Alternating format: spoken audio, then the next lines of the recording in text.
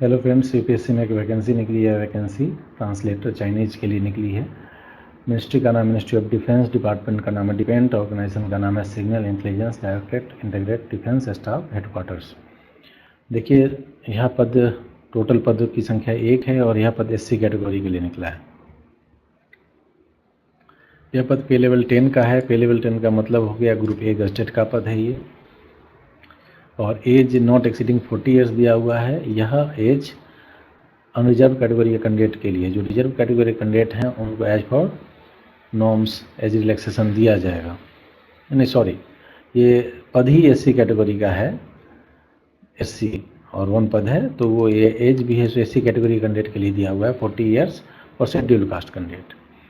साथ ही साथ जो सेंट्रल गवर्नमेंट के और यूटीज के परमानेंट एम्प्लॉय हैं उनको अप टू 5 ईयर्स का एज रिलैक्सेशन दिया जाएगा। चलिए इसके लिए बाकी डिटेल्स देख लेते हैं।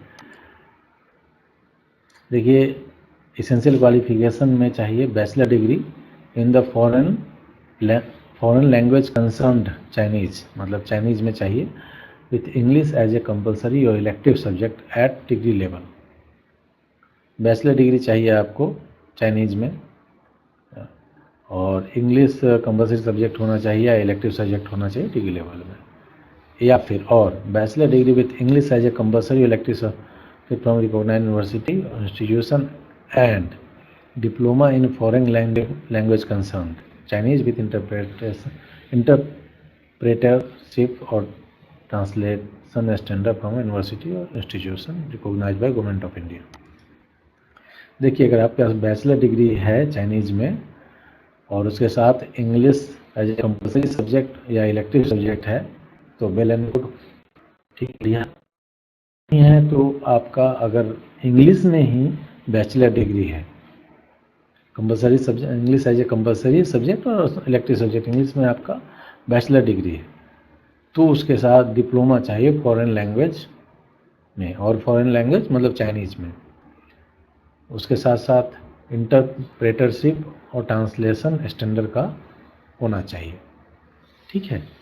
चलिए ड्यूटीज़ देख लेते हैं। ड्यूटीज इस प्रकार हैं: translation into English of intercepted traffic, recorded tapes and printed materials. Translation of material received from military, intelligence, directorate and other sources.